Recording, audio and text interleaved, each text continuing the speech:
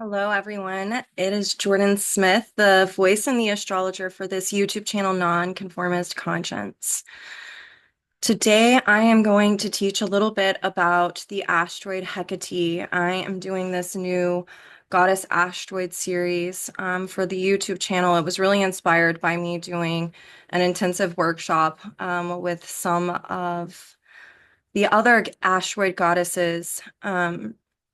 And this is actually one that I included in that class series, but I'm structuring this a little bit different. My goal with this asteroid um, goddess series for the YouTube channel is that we are in a really important period of time in history where there is a resurgence of the feminine energies and what that looks like undistorted and naturally expressed. And one of the beautiful ways to talk about this, to teach about it, to connect with it is through looking at the asteroid goddesses.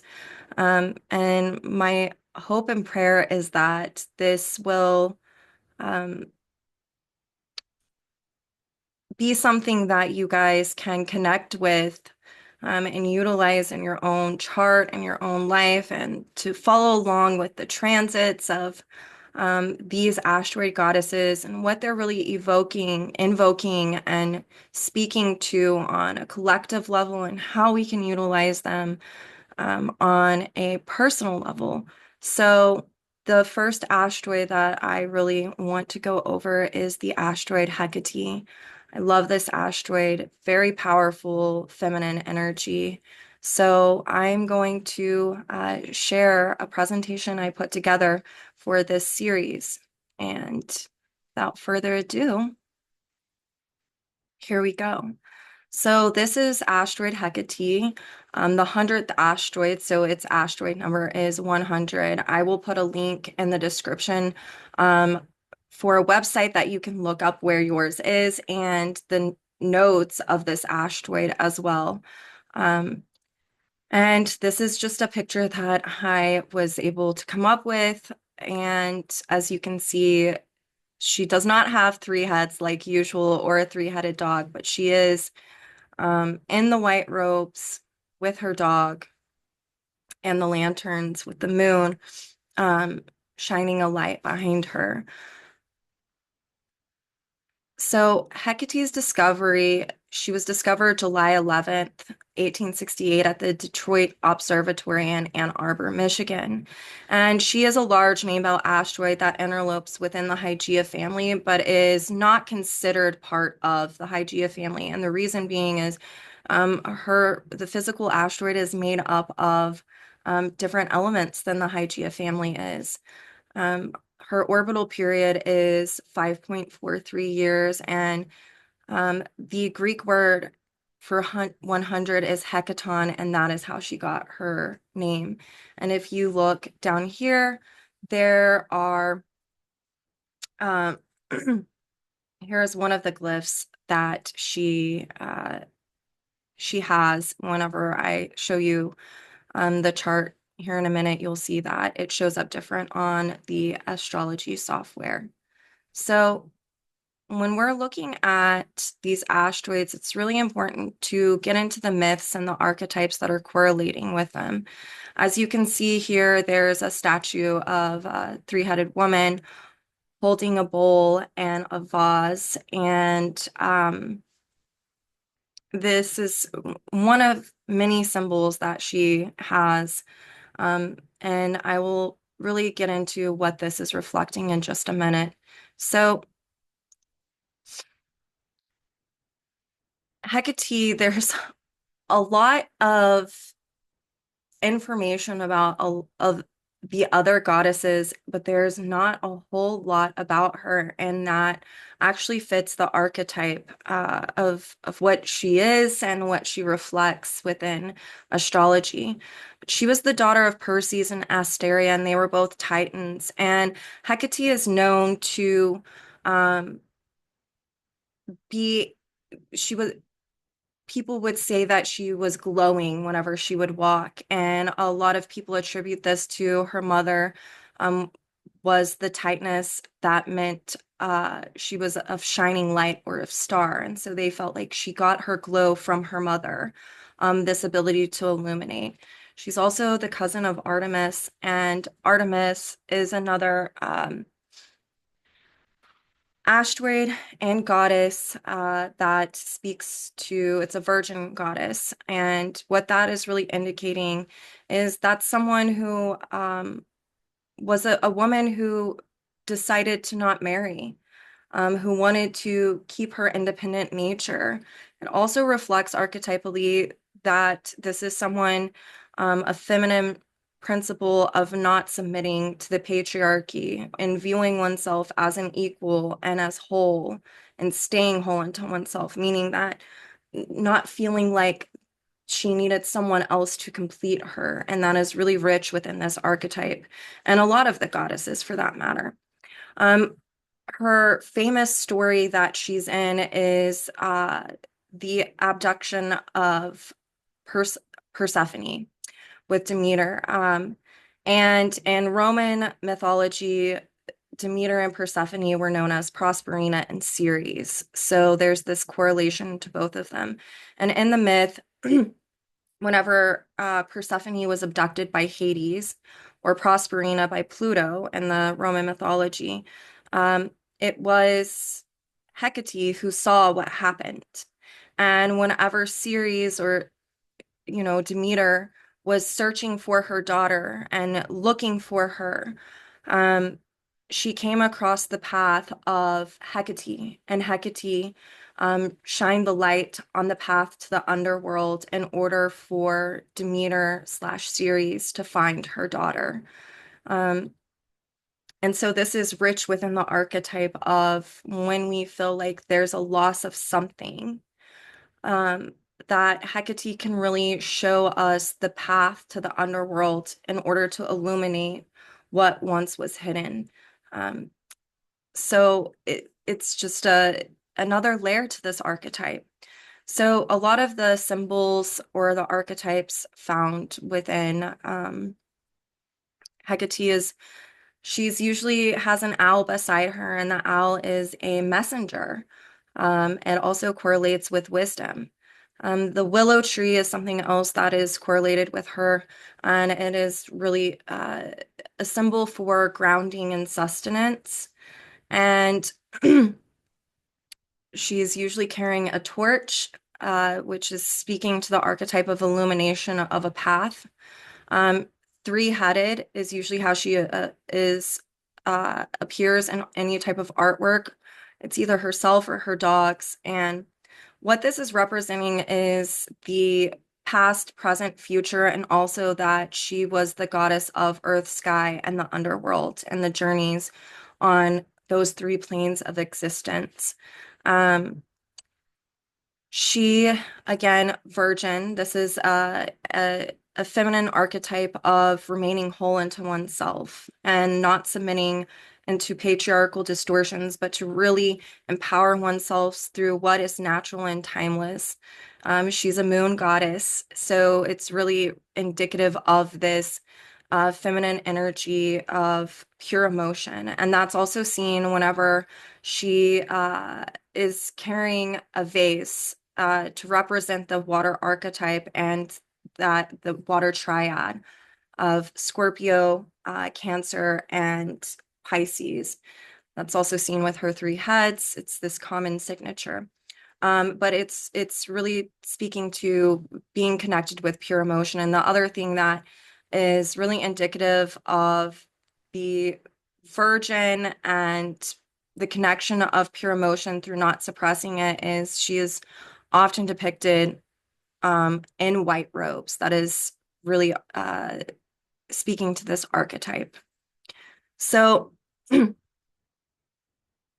some of the archetypes that can be seen in a natal chart with someone with a pronounced Hecate is that this is a person who has the ability to journey to the underworld and helping those pass through with, they could be someone who is a death doula working with shamanic work. They could also be someone who does shamanic journeying on their own in order to retrieve fragmented emotional dynamics stemming from traumatic experiences in prior lifetimes or even in this lifetime. This is also, you can see with someone with a very prominent Hecate, they can have the ability to confront what is hidden within and to retrieve those fragmented emotions. It's also where someone can find their own magic within. She correlates with magic, with witchery, these more natural uh, principles of connecting to natural law and universal laws. Um, this is also where you can see someone who has innate inner resources to connect and to ground them to themselves. It's a regeneration of when someone has a strong Hecate, they could be, depending on the sign, the house, the aspects, they could be able to really tap into those innate gifts, those wisdom, the wisdom, and utilize it for their own healing. Again, she correlates to rituals. So this is where someone with this strong archetype could be someone who uses rituals. And this is also an archetype of someone who could possibly be a protector of family and children. And that is because Hecate is known as the moon goddess, and that is the protector of the household and the children. Um, The other archetype of Hecate within the natal chart is that it, again, depending on the house and the sign and the placements, the aspects, this could be someone who could be more on the fringes of society or different than others. And this is because of clear objective thinking that surpasses others' ability. And so it has this Aquarian feeling. Um, it's someone who can have foresight. It's also someone who could be prophetic in the foresight. They could really, it's also someone who could have great discernment on what path to take, or is needing to recover these dynamics within them. These can show up distorted or natural, but really Hecate strongly placed or emphasized in a natal chart is going to speak to some type of correlation of these archetypes and where one is needing to um, tap into their own inner abilities and magic in order to recover fragmented emotional dynamics within, in order to heal, in order to regenerate, in order to creatively actualize. And Hecate can bring so many gifts about how to do that. It can illuminate these latent abilities. So when we're looking at it through a collective archetype, though, it's interesting because Hecate oversees the collective world soul, so the anima mundi.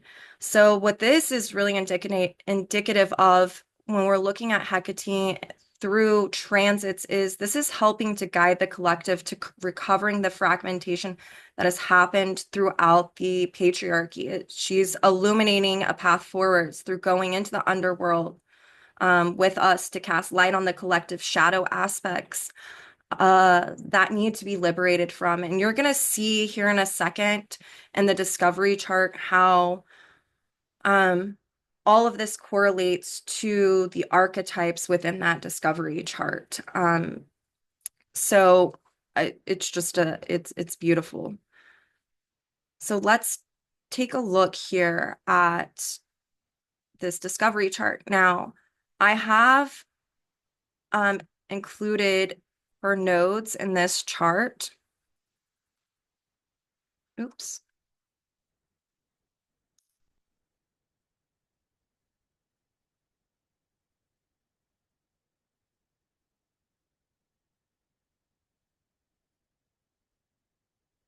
And this is where Hecate is in the discovery chart. She's in Aquarius in the fourth house retrograde. Definitely going to get into these archetypes with you just to really enforce or validate the essence of what Hecate is.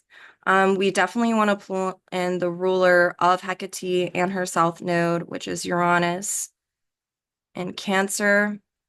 And then the ruler of her north node is the sun in Cancer in the 10th house, Uranus in the ninth. So there's a couple of things that um, she reflects and speaks to um, when we're looking at this.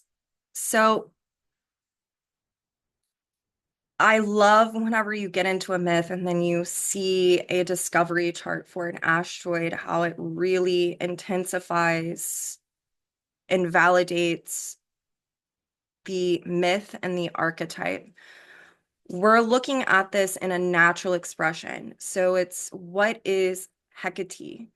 Um, Hecate is about, you know, um, objectification. She likes to illuminate where it is that we need to look at our hidden emotional aspects of ourselves and to objectify them.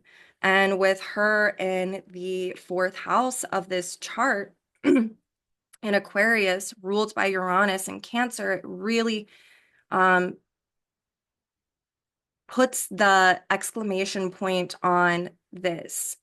This is also with Capricorn conditioning the fourth house and ruled by Saturn retrograde in the second. Um, it's pulling in this dynamic of exposing what's hidden within our inner relationship to self. You can also see Uranus and Cancer in the ninth house. It's really speaking to this need for us to understand what's truth versus a belief. And the owl is the messenger. The owl corresponds to Gemini on this ninth house cusp, and the duality of having to figure out and learn through observing our emotional dynamics that Hecate illuminates what is the patriarchy and what is actual truth within. It's where we're also confronting through Saturn and um, Scorpio retrograde in this chart, where there's been suppression of our emotional dynamics and how it's created psychological um, patterns within of that perpetuate abandonment, betrayal, loss. And so she's really speaking to this dynamic of exposing this and illuminating that path. And you can see with the South Node in the fifth house that reinstates that illumination in order to liberate from those dynamics of where we've over identified with emotional dynamics that perpetuate crisis. The moon goddess signature is also seen with her being in the fourth house and her ruler being in Cancer. The north node of Leo in the 10th house of Hecate, ruled by the sun in Cancer, also correlates to this. It's also where we are meant to self-actualize through remembering that we are emotional beings, that how we evolve is through the emotional body. The pathway that we are meant to take that is needing to be illuminated is exposing dynamics of where we've over-identified with hidden emotional and psychological tendencies stemming from suppression. And this North Node in Leo also speaks to how we can tap into our own magic through being our own authority and through its facilitator, its ruler, the sun in Cancer, through this restructuring of our emotional dynamics, this emotional maturation process when we have the courage to really tap into these hidden aspects of ourselves. The other dynamic is that, you know,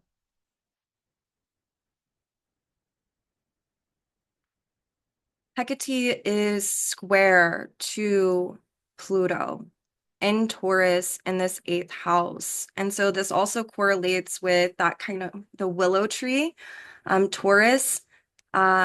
of sustenance, grounding. That's that Taurus Pluto. And the square is this last quarter square between Hecate and Pluto. It's this need to liberate from um, where there are traumatic wounds on an emotional level that are affecting our sense of self, our inner relationship to self, Taurus, and the need to really empower ourselves through healing this dynamic in order to become more self-reliant.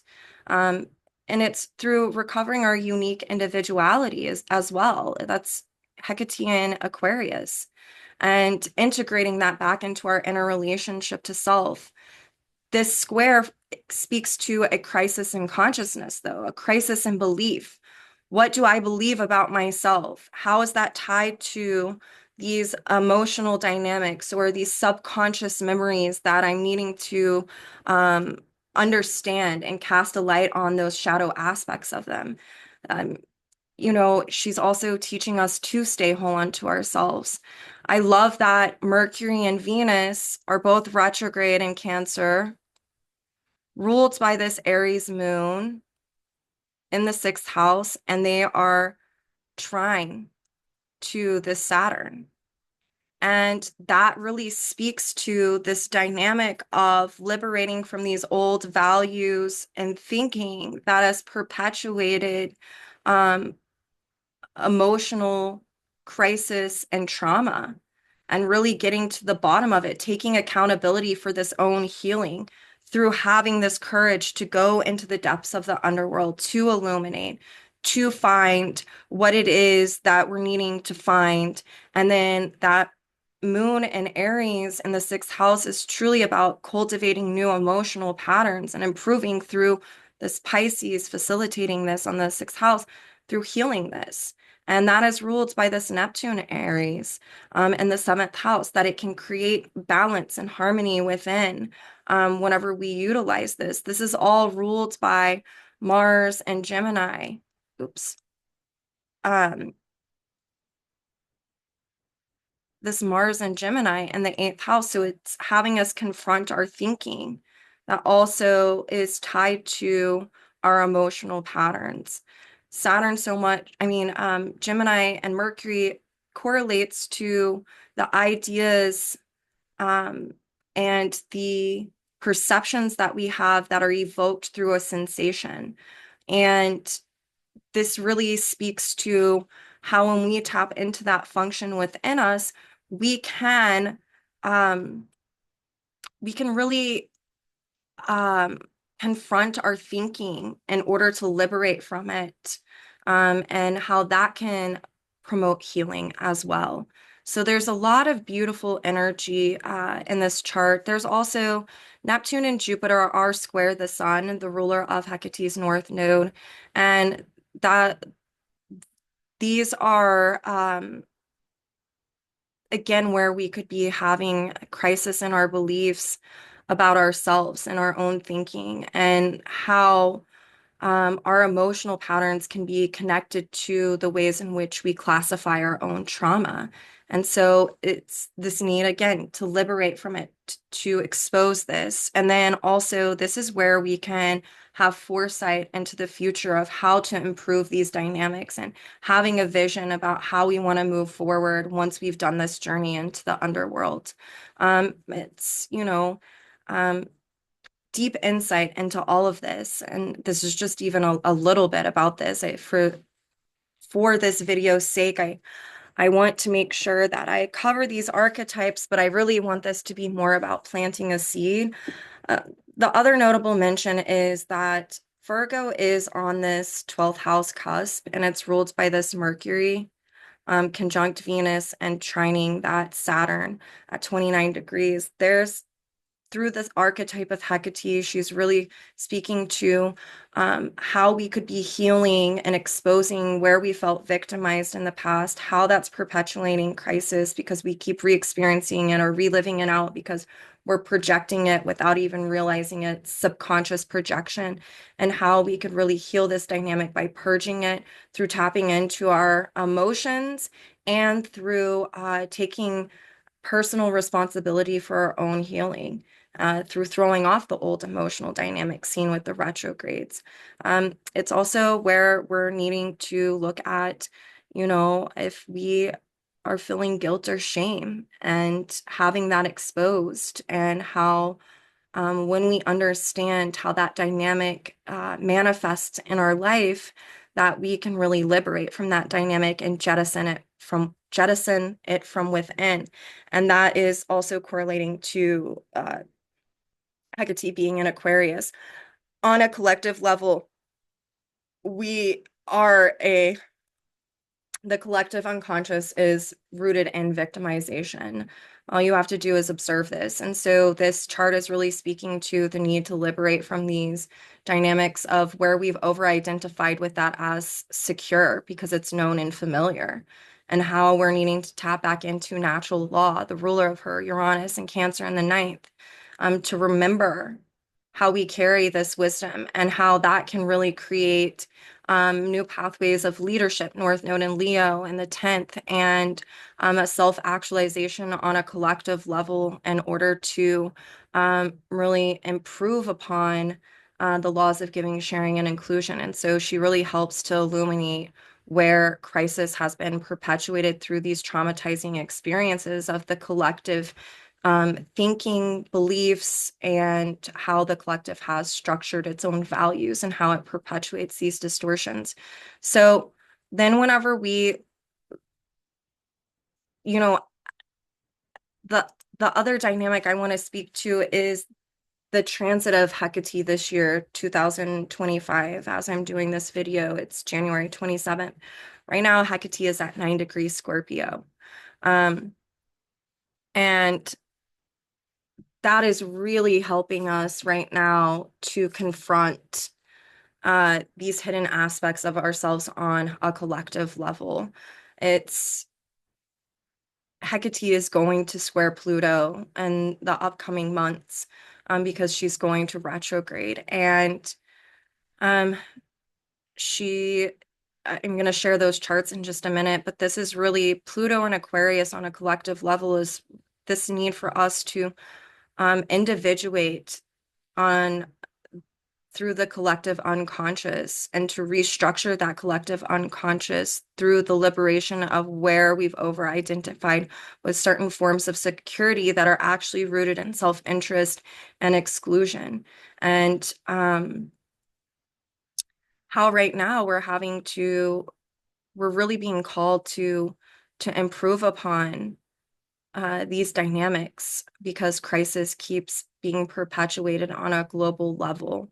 And so Hecate during this time is really going to help us on a collective level light a pathway of confronting us with these distorted shadow aspects that are going on and playing out collectively. Individually, it can be doing the same thing for us. And how with Hecate being ruled by Pluto and Aquarius right now, how we can really transform and metamorphose our old limitations whenever we have this courage to dive in and to confront and sit face to face with ourselves about what is hidden in order to understand our unique individuality. That's an Aquarius dynamic. In order for us to Uranus and Taurus ruling that, to transform further our inner relationship to self, to heal this. That's Venus and Pisces ruling that. So the other thing I want to share with you guys is Hecate will retrograde in 2025 on March 8th. And she will be at 13 degrees Scorpio. Whenever she retrogrades, this is really about, again, having us confront our thinking. It's in the third house where that's created imbalances, how we're needing to, Venus is ruling that third house. It's retrograde as well. It's in the eighth, like I said, ruled by Mars and Cancer in the 11th, where we're needing to throw off old values and how they've perpetuated trauma on a emotional level within the collective. And, when we do this, we can utilize the ruler of Hecate, Pluto, falling in the sixth house of this chart, to self-improve through individuation, through thinking for ourselves, observing our thinking, throwing off old beliefs, and how this can really help us to see a vision for the future. And that's seen with this North Node and all of the Pisces energy going on.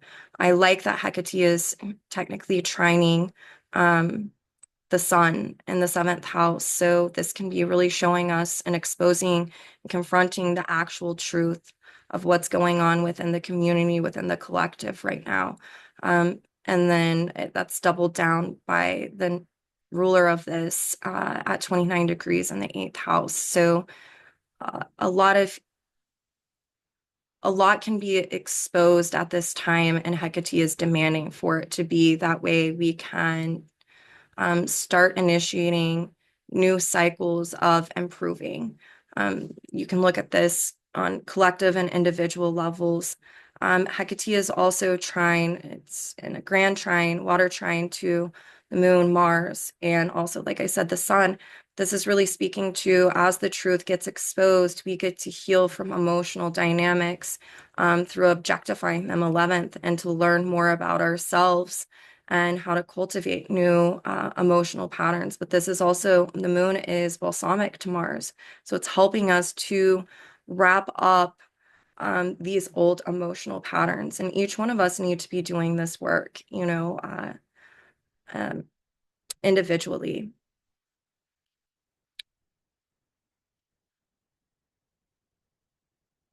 Then Hecate will station direct June 18th at 0 degrees Scorpio, falling in this ninth house. So it's just restating all of this over and over again, except for she's square her ruler. So it's like, as we through the retrograde time period, as we're in the underworld and we're having this courage to look at these emotional dynamics, we get to understand our truths. And whenever Hecate stations direct at 0 degrees, it's in her ruler is in the first house. This is about really initiating this cycle of forward momentum, of metamorphosing our past limitations through taking what we learned in the underworld and utilizing it for self-improvement to create a path for the future. Rooted in our authenticity and what we figure out that's unique about ourselves. And again, Uranus is Pluto's ruler. It's at 29 degrees, falling in the fourth house.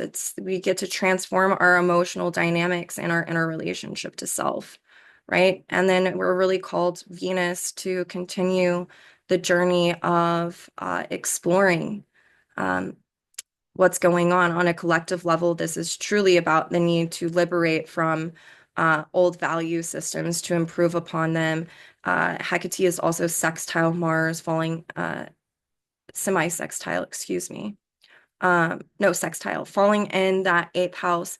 And this is also for those of you who might have been in relationships and experiencing crisis within them. This is really the signature of confronting us with our beliefs that are rooted in victimization, and it's necessary to learn how to stay whole and to not submit. We can also see this playing out on a collective level, not submitting to patriarchal distortions that are perpetuating crisis. We could be feeling disillusioned through whatever's going on at the time within our social structures, but what that's actually doing is it's helping us to, one, illuminate, to expose what's hidden, where there's been misapplied trust or power.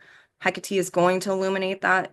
Being in Scorpio, it can illuminate where lies have been going on, and through the crisis of the disillusionment, through it being exposed, that's where we could come together. There's a need to act on bringing community together with that square from Hecate to Pluto.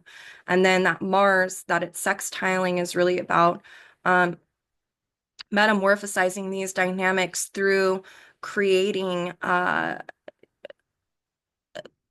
making the choice for improvement. however things get exposed at this time. And then lastly, Hecate will ingress into Sag on October 16th, 2025, and she will be in that third house and ruled by Jupiter and Cancer in the 11th. So this is really helping us further explore the beliefs and a belief versus a truth, and where we're needing to liberate from emotional dynamics that are we've over-identified with and can be magnified at this time, um, especially on a collective level, with Jupiter being ruled by Moon and Leo, this dynamic of false leadership or leadership that's being exposed that was trying to hide their own self-interest, and then how we're meant to like throw this off. So this will be a really interesting transit as well. It can really help us tap into more natural laws by illuminating them individually. That can help us recover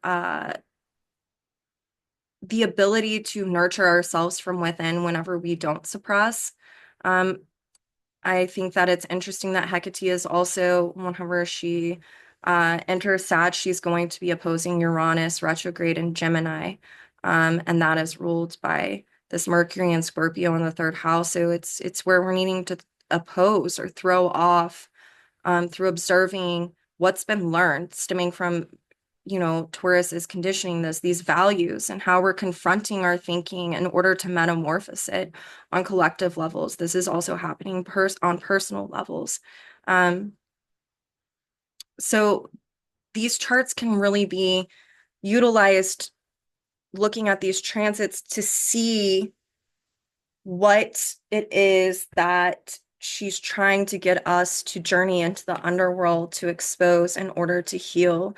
She's also, like I said, really correlated with finding something that might have been lost or taken or fragmented. And so throughout these transits, she can really be helping us understand more of our truths or our own emotional dynamics, or where it is that we're needing to um, make a choice to really heal something that we might not have known needed to be healed, that continues to be playing out in our lives. It's where she's wanting us to nurture this. I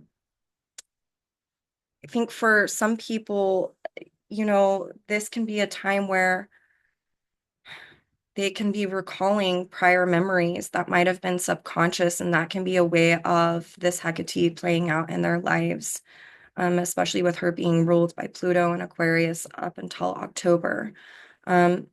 For some, this is where they can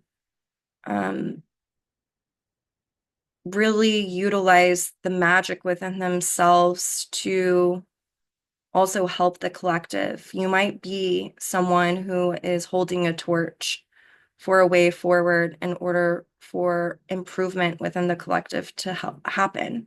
And so she is this feminine principle of nurturing all of this. As we deal with things, whether it be crisis or trauma or whatever comes up in our life, just remember that Hecate can really manifest as a very powerful archetype to help nurture us through this as we journey into the shadow parts of the collective and even of ourselves. So I hope that this video helps you connect more with this archetype. I hope that it plants a seed, and maybe go look it up in your chart. If you really want to dive into this in your own natal chart, I'll put a link to my booking, and I would love to go over this if this is something that really speaks to you, and to help you learn how to work with your own Hecate. So I hope you enjoyed this, and I hope you have a beautiful day. Thank you.